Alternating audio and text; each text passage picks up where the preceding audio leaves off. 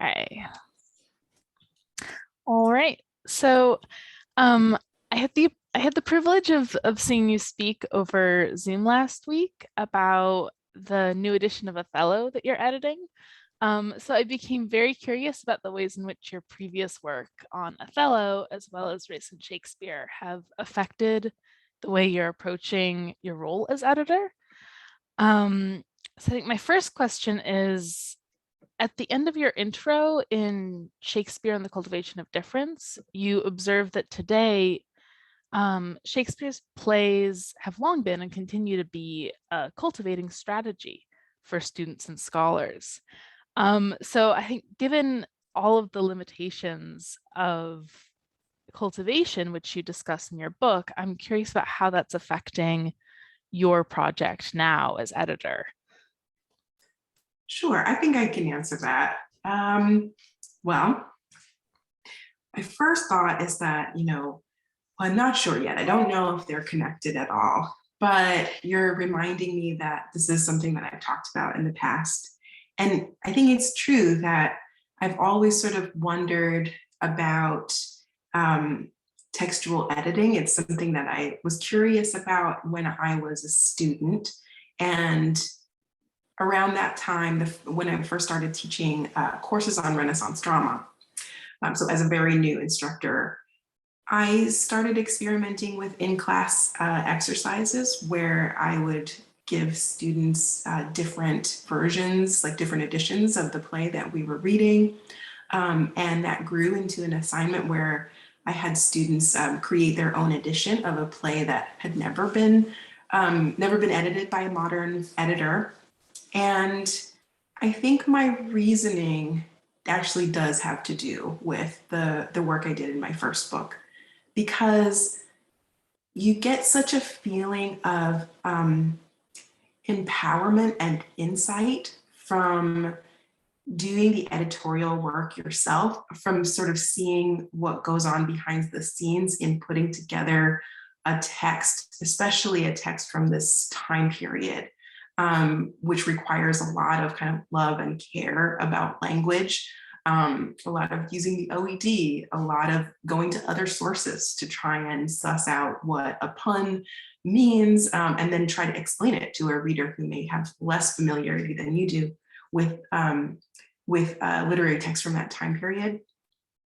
And I think I do imagine it as a cultivating exercise, because within Shakespeare studies, the work of textual editing has really been restricted to a very limited group of people. It's a very small club of people who are taught the skill set that's needed for textual editing, and then they have conversations amongst themselves about the choices that are made, editorial choices that are made, and their social significance. So I guess I sort of wondered, well, what would happen if we opened that conversation up to a larger group of people? What if every student who takes a class where they read even one Shakespeare play, what if part of that journey was learning about editing and how it works? Partly that's tough because editing is a little bit boring, but I feel like it also provides an opportunity for some excitement, as you've described, right? That you sort of, you get a little glimpse into the range of possibilities of a text, and that can be fun. I don't know though about the sort of the rest of the question, which is like, can it be a successful cultivating strategy? Since, as I talk about in my book, the function of cultivation is less to make it possible for people to succeed than to prevent them from doing so.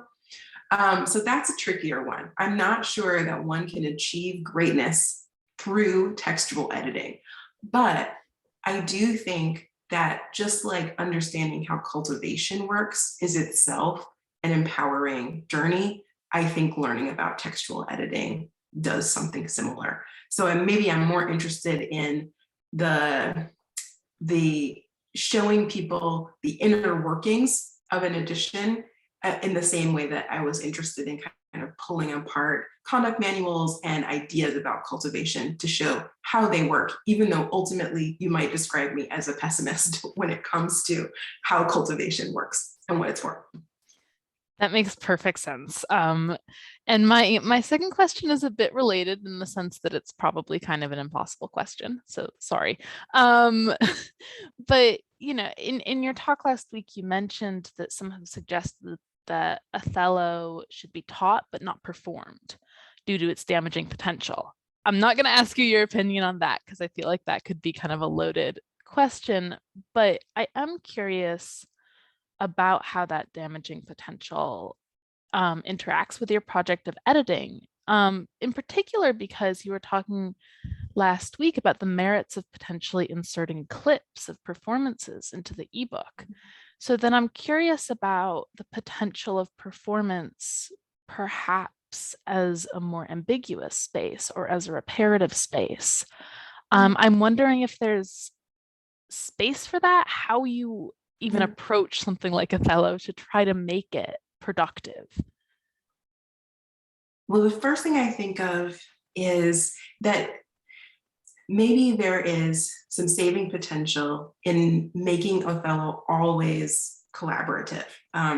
So having it always be a conversation amongst a range of different interested parties or disinterested parties, I guess, too.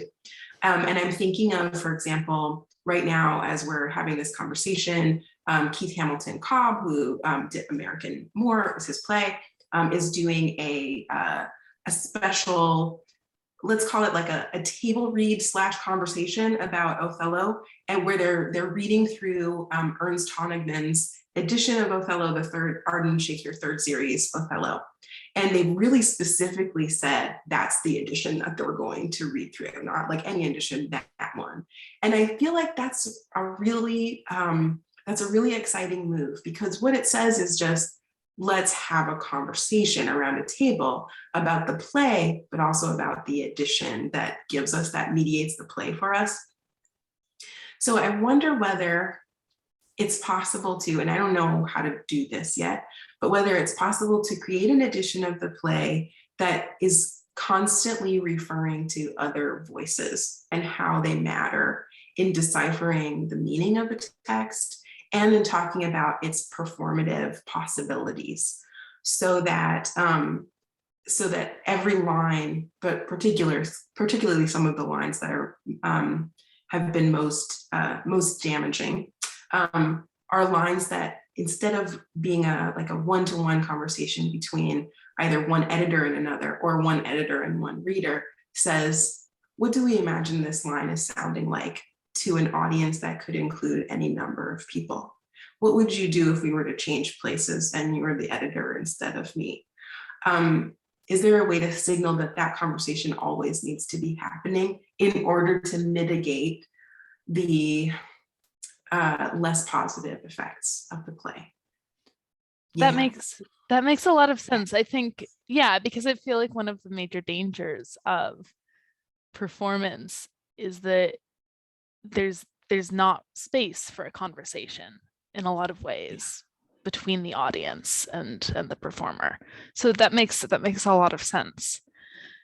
So my next question is moving away from Othello, and I'm curious, in Shakespeare and the Cultivation of Difference, you look at pinching and bruising, right, as forms of this broader type of racial difference and these somatic markers. But at the same time, I'm really interested in the way in which, like, bruising and calluses become those somatic markers, but also there seems to be a bit of a difference between something like a bruise and something like a callus. Does it matter that one of them darkens?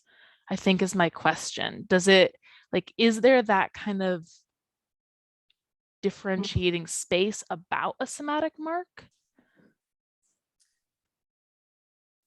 So I think that an easy answer would be to say, yes, it makes a difference that some marks are easier to distinguish because they contribute to a chromatic change in the body that is detectable, and it's much more easily related to our existing ideas about skin color, its meaning, either in our present day world or in the early modern period. But I think actually, if I were to kind of just muse on it and on the work I did in my first book, I think in the end, I was less interested in the appearance of a particular mark than in the process of its creation. So that in a sense, it doesn't matter what the mark is. There could be marks, for example, that are not visible to the eye. I don't talk about those in the book, but I think that's the sort of the direction the book is pointing towards, is that what we're looking for is the application of something that is painful enough to leave a lasting mark on a person, and not even necessarily on their body, but that process, because it's familiar to us, it's helpful in locating that sort of painful, oppressive process as adjacent to a racializing process that produces a meaning for chromatic difference. But I think my hope in the end with the book was to say chromatic difference is just the tip of the iceberg. Mm-hmm. And our attention to colorism is important, but it actually isn't the end all and be all of a racist ideology. Yeah. Yeah, that makes sense. Yes, I was curious because it does seem like in some ways it doesn't matter, but it also, the instinct, I think, especially from like a modern perspective, is that it should, right? Mm-hmm. Yeah. So my next question is a bit connected. I think so. I'm also interested in the way you look at self-cultivation activities, but also in your chapter on the comedy of errors, you're talking about domestic manuals, which can be read either as sort of a self-cultivation for heads of houses or as a cultivation of others in terms of the way that they speak about controlling servants or slaves.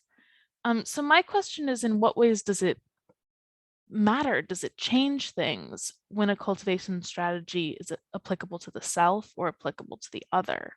Like, does it change things? Does it need to? I think, and I have to say, I love talking about conduct manuals with anybody because for a long time, I read a lot of conduct manuals all by myself for a long time.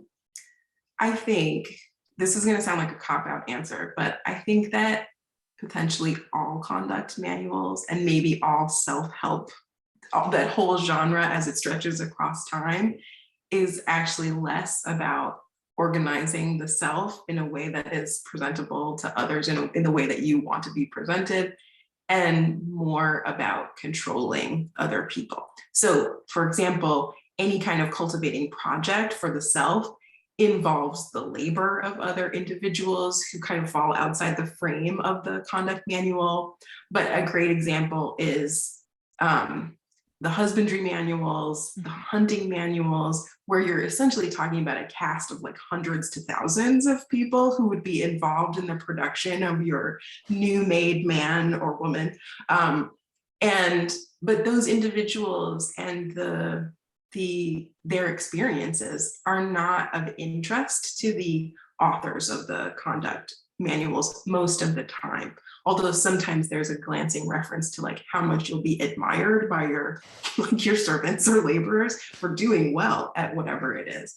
One of my favorite examples in the husbandry manuals is about fish ponds that, because fishing was the sort of like new hot trend. And so every gentleman needs a fishing pond on their land so that then they can get out their little fishing rod and they can go fishing and engage in the contemplative exercise of fishing and kind of being at one with your the lands that you in fact own. And I thought, wonder how many days it takes, how many people to make a fishing pond and then keep it stocked with fish for you to fish for. And there's no mention of that labor in the texts that describe fishing. But I think you raise a really important point, which is that the domestic manuals are probably the genre or the subgenre that comes the closest to talking about the experience of labor and people, because they go to great lengths to describe a relationship that is paternal or maternal between masters and mistresses and servants. And they also describe domestic violence as being part of that relationship.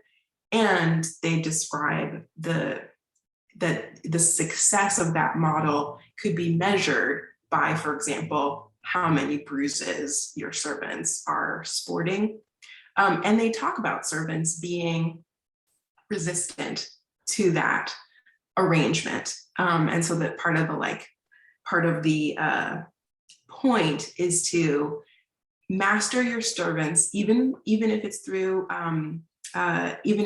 violence, and to get them to a point where they're not resistant, but instead accepting of this model. And that would be a success story. To me, that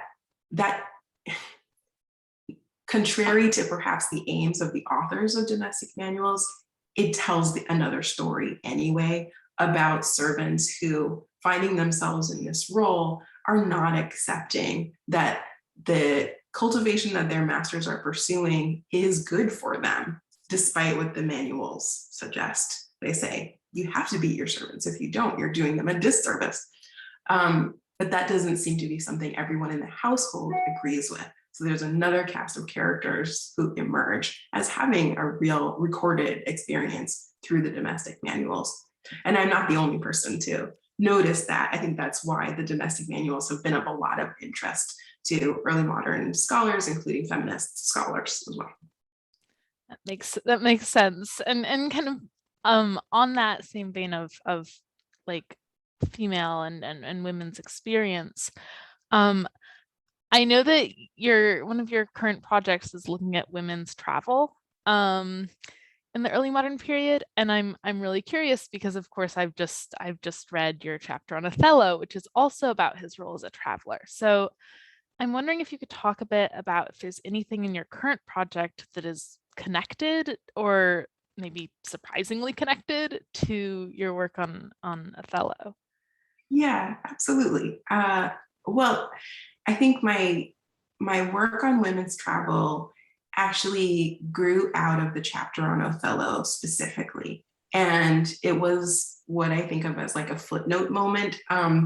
I just wanted to talk about, in the chapter on Othello, I just wanted to be able to talk about Desdemona's travel. And so I went looking, like any good graduate student does, because this was a dissertation chapter long before it was a book chapter. And I went looking for relevant criticism, historiography on women's travel, only to find that there was really next to nothing that had been written about it. And in fact, the most common statement I found was people saying, well, there's no women's travel to speak of, so there's nothing to talk about. But I found in Edward Cheney's book about Richard Lascelles, who's like a really important figure in early Grand Tour travel, he had like a footnote, and then inside the footnote was another footnote talking about a woman who had traveled in 1650 to Rome, and that this woman's travel was likely the basis of Richard Lascelles' Voyage of Italy, which is considered sort of like the foundational text of the whole genre of Grand Tour travel narratives. So I thought, well, I wonder why this other text is buried in this footnote to a footnote. I read it, I got the manuscript, I read the manuscript, and I ended up writing a chapter about it later. But it also it sparked my imagination that there could be a whole kind of untapped archive of women's travel in the period. So it's absolutely related to the chapter on Othello, where I sort of talk about the perils of travel. The more you travel, the more valuable you are. The more you travel, the less trustworthy you are. That's certainly true for women. It's doubly true for those who are non-native to England. And maybe even more interesting was the fact that travel was so dangerous for women that there are very few identifiable texts that sort of self-identify as being travel writing, where we have a female author saying, "Hello, I have traveled." It is a very, very rare document. But women were traveling all the time, despite the fact that I couldn't find anything written about it. They were traveling all the time, and women of all ranks. So that means that there's a sea of travelers moving around the world at a time when travel writing is kind of coming into fruition as a genre of writing. And travel is key to all kinds of ways of understanding England's relationship to the world. But there are no first-person documents that talk about this travel. To me, that's a great literary problem and intellectual problem. It means we have to re-theorize what travel means in the period, because our current theory doesn't capture the variety of kinds of travelers out there. And it means we need to understand what people understood the purpose of travel to be, or its effects on the self. And that's the part that's connected to kind of conduct literature. Mm-hmm. And how would that be different for women for whom travel was kind of an illicit act, or problematic, let's say, is a better word. I'm rambling now because I'm excited about talking about travel, women and travel. But yeah, so that project grew out of that. And my end goal is to be able to theorize and then talk about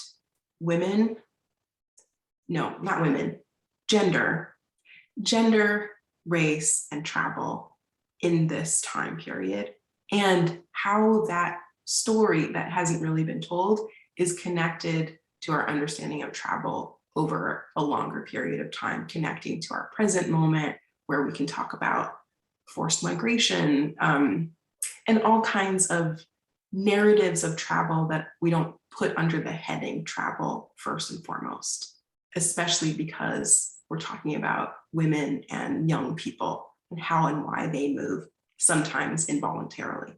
Mm-hmm. Yeah. That makes sense. It makes me very excited to see what you find. So we're kind of at our time limit, but thank you so much for answering these questions, and I'm gonna stop the recording now.